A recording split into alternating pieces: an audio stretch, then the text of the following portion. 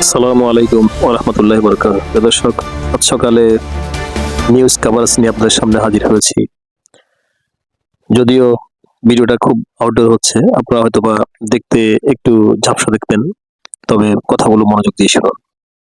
দর্শক, ইতিমধ্যেই নেতানিয়াহুকে ধমক দিয়েছেন ভ্লাদিমির পুতিন। ভ্লাদিমির পুতিন বলেছেন, নেতানিয়াহু যদি কোনোভাবে ইরানে নিউক্লিয়ার আক্রমণের কল্পনাও করে বা চিন্তাও করে, তাহলে রাশিয়া নেতানিয়াহুর উপর নিউক্লিয়ার অ্যাটাক চালাবে। দর্শক, এই খবরটি আপনাদের সাথে শেয়ার করেছি। কেমন লাগলো আপনাদের মন্তব্য কমেন্টে জানাবেন এবং সাবস্ক্রাইব করবেন আমাদের চ্যানেলটি। আপনারা যদি আমাদের চ্যানেলটি সাবস্ক্রাইব না করেন, তাহলে আমাদের খবরগুলো রীতিমতো আপনাদের কাছে পৌঁছবে না। দর্শক, ভ্লাদিমির পুতিনের বক্তব্যটি যেখান থেকে বের হয়েছে, এটা একটা রহস্যজনক বিষয়। রাশিয়ার কোনো সংস্থা বা রাশিয়ার পক্ষ থেকে তাদের দায়িত্বশীল কোনো কর্মকর্তা বা নেতানিয়াহু দেশের কোনো কর্মকর্তার পক্ষ থেকে এই মেসেজটি আসেনি। এই কথাটি এসেছে আমেরিকা যুক্তরাষ্ট্রের একজন সমরবিদ ডগলাস ম্যাক্রো মুখ থেকে। তিনি সরাসরি গণমাধ্যমে একথা বলেছেন। দর্শক, এটা আমেরিকার কোনো চাল কিনা আমি জানি না। যদি সত্যি সত্যি এটা ভ্লাদিমির পুতিন এ ধরনের কথা বলে থাকেন, তাহলে বলা হবে সঠিক সময় তিনি সঠিক কথাই বলেছেন। দর্শক, আপনারা জানেন যে আমেরিকার প্রেসিডেন্ট ট্রাম্প 5 দিনের সময় নিয়ে তার 48 ঘন্টা আল্টিমেটাম থেকে সরে গেলেও গতকালও কিন্তু দখলদার বাহিনী ইরানে বেশ হামলা চালিয়েছে। তার জবাবে ইরান দখলদার বাহিনীর দেশটিতে তার চাইতেও বহুগুণ বেশি হামলা করেছে। অর্থাৎ তাদের জবাবের হামলা ছিল অনেক অনেক বেশি কঠিন।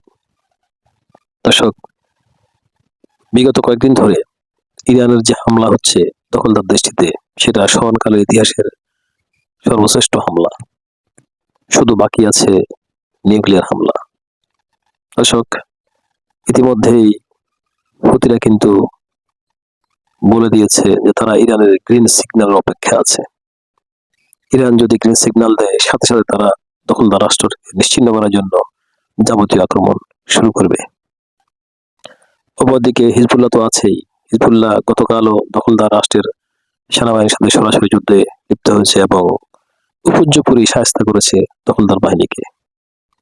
হিজবুল্লাহ যারা মাথায় কাফন বেঁধে রাম নামে যুদ্ধক্ষেত্রে ঘর থেকে বিদায় নিয়ে নেয় যে যাচ্ছি, যুদ্ধক্ষেত্রে ফিরে আসবো কিনা জানি না, ফি সাবিলিল্লাহ। দর্শক, সেই বাহিনী সরাসরি যুদ্ধ করছে দখলদার সাথে। ইতিমধ্যেই যদিও বিভিন্ন বড় বড় গণমাধ্যমগুলি সত্য প্রকাশ করে না, আমরা বিভিন্ন সোর্স থেকে যে তথ্যগুলি পাই সেগুলি আপনাদের সামনে নিয়ে হাজির হই। হিজবুল্লাহ দখলদারের বেশ কয়েকটি চৌকি নয়, শুধু দখলদার রাষ্ট্রের কয়েকটি স্পট সহ বিশাল একটা এরিয়া নিয়ন্ত্রণ করছে বলে বিভিন্ন মাধ্যমে আমরা জানতে পারি। আপনারা জানেন যে দখলদার রাষ্ট্রের কোনো ছবি বা কোনো রিপোর্ট সেখান থেকে দেয়া যায় না। তাই ওই সমস্ত এলাকা যেগুলি হিজবুল্লাহ নিয়ন্ত্রণ করছে, তার কোনো ভিডিও চিত্র প্রকাশ করা যাচ্ছে না। দর্শক, সৌদি আরবের কথায় আসি। সৌদি আরবকে ইরান সাইলেন্ট একটা মেসেজ দিয়ে দিয়েছে। আপনারা জানেন যে এর আগে মোহাম্মদ বিন সালমান তার পররাষ্ট্রমন্ত্রীর মাধ্যমে 24 ঘন্টার আল্টিমেটাম দিয়েছে ইরানকে। 24 ঘন্টার মধ্যে ইরানের যাবতীয় কূটনীতিক, সামরিক, বেসামরিক সমস্ত স্টাফগুলোকে দ্রুত সৌদি আরব ছাড়ার জন্য। এবং সৌদি আরব নিজেই পাকিস্তানকে চাপ দিয়েছে ইরানে কিভাবে অ্যাটাক করা যায় তার ব্যবস্থাপনা তৈরি করার জন্য। এই খবর ইরানে পৌঁছা মাত্র ইরান সৌদি আরবকে সাফ সাফ জানিয়ে দিয়েছে যে মক্কা মদিনা ছাড়া কিছুই রাখবে না ইরান, সব তামা করে দিবে। এই খবর শোনার সাথে সাথেই গতকালই সৌদি সেই মোহাম্মদ বিন সালমান তিনি আমেরিকার প্রেসিডেন্ট ডোনাল্ড ট্রাম্পের সাথে যোগাযোগ করেন। তিনি বলেছেন যে আমার যদি ওয়াটার ফ্লাড ধ্বংস করে দেওয়া হয়, আমার যদি তেল ক্ষেত্র ধ্বংস করে দেওয়া হয়, আমার যদি গ্যাস ক্ষেত্র ধ্বংস করে দেওয়া হয়, তাহলে অবস্থা আমার কি হবে? আমি তো এগুলো বেছে বেছে খাই। আর ওয়াটার ফ্লাড আমার তো মিঠা পানি নেই। আমি ওয়াটার ফ্লাড শেষ হয়ে গেলে তো আগামীকাল থেকে সৌদি আরবের লোক পানির অভাবে হাহাকার করবে। এই অবস্থায় সৌদি আরব অনেকটা চুপ হয়ে গেছে বলে বিভিন্ন নির্ভরযোগ্য তথ্য থেকে প্রকাশ। দর্শক, এই যুদ্ধ সত্যি কি বন্ধ হবে? ডোনাল্ড ট্রাম্প যে 5 দিনের সময় দিয়েছেন, অর্থাৎ 5 দিন তিনি সময় নিচ্ছেন, এখানে অনেক বিশ্লেষকরা বলেছেন এটা একটা পলিসি বা এটা কোনো না কোনো সুযোগ সন্ধানী একটা পথ। আপনারা জানেন যে এর আগেও যুদ্ধ বন্ধের নাম করে কিন্তু যুদ্ধ বন্ধ হয়নি। এর আগেও আলোচনার নাম করে কিন্তু আলোচনার টেবিল থেকে ইরানকে হামলা করা হয়েছে।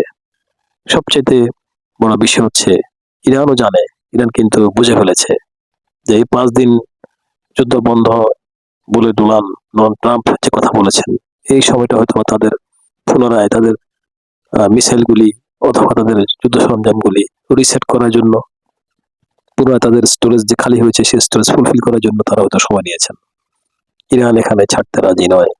ইরানের পক্ষ থেকে সাফ সাফ বলে দেওয়া হয়েছে তারা কোনো যুদ্ধ বিরতির বা যুদ্ধ বন্ধের কোনো আলোচনায় তারা ছিল না, তারা এই বিষয়ে যায় না, তারা যুদ্ধক্ষেত্রেই আছে। এই যুদ্ধ শেষ হওয়া পর্যন্ত তারা যুদ্ধ চালিয়ে যাবে।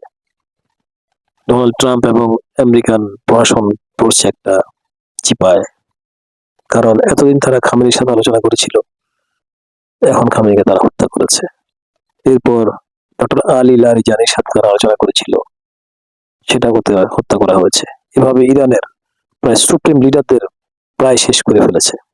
বাকি যারা আছে তাদের সাথে আলোচনা করে কোনো লাভ নেই। এখন ইরানের কার সাথে ট্রাম্প আলোচনা করবে?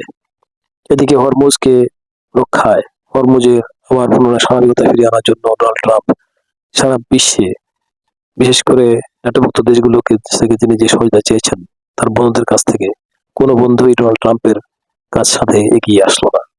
তারা স্পষ্ট বলেছে যে আমরা অথবা ন্যাটোর কোনো ভুক্ত দেশ যদি নিচ থেকে যেতে পারে, তবে ন্যাটোর পক্ষ থেকে কোনো পারমিশন নেই, কারণ ন্যাটোর সাথে আলোচনা করে যুদ্ধে যাওয়া হয়নি।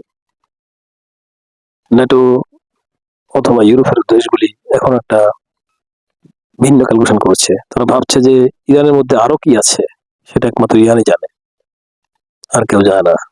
হয়তো বা ইরানের ক্ষেপণাস্ত্রের রেঞ্জে বা মিসাইল রেঞ্জে ইউরোপের সবকটি দেশের কিন্তু পড়ে যায়। ইউরোপ শুধু শুধু আমেরিকার স্বার্থের জন্য বা দখলদার রাষ্ট্রের স্বার্থের জন্য ইউরোপ কেন যুদ্ধে জড়াবে? তারা যেন সেই ক্ষয়ক্ষতির ভার নিবে সম্মুখীন হবে। ইউরোপের লোকগুলো, ইউরোপের সরকারগুলি তাদের বন্ধু ট্রাম্পের সাথে আগায়নি। দর্শক, এটা একটা বিশাল পরাজয় ইরানের। আগামীর দিনগুলোতে হয়তোবা ডলারের পতন হতে যাচ্ছে খুব দ্রুত, কারণ ইরান ইতিমধ্যেই ঘোষণা দিয়ে দিয়েছে যে ইরান থেকে যদি কেউ তেল কিনতে চায় তাহলে অবশ্যই চীনা মুদ্রায় কিনতে হবে। আর এই যুদ্ধে শুধু ইরানের নয়, সবচেয়ে বেশি লাভ হচ্ছে চীন, রাশিয়া, এরপর ইরান। ইরান কেউ তাদের তেল বিক্রি করছে ওই সমস্ত দেশের কাছে যে সমস্ত দেশগুলি এই যুদ্ধে অংশগ্রহণ করেনি বা সমর্থন করেনি, অথবা তাদের ভূখণ্ড ব্যবহার করে ইরানকে আক্রমণ করতে দেয়নি। সুতরাং ইরানের জাহাজে তেল ভরছে, ইরান থেকে সেই দেশের জাহাজগুলি নিরাপদে চলে আসতে পারছে, ইরানের কিন্তু পেট্রোডলার ইনকাম হচ্ছে। দর্শক, এই অবস্থা দখলদার এবং আমেরিকা সহ্য করবে না। তারা অবশ্যই কোনো না কোনো ব্যবস্থা নিবে।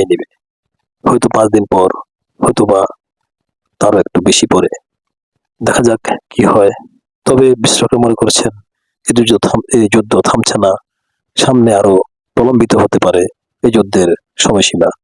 ধন্যবাদ সবাইকে। আবারও বলছি, আমাদের চ্যানেলটি সাবস্ক্রাইব করবেন।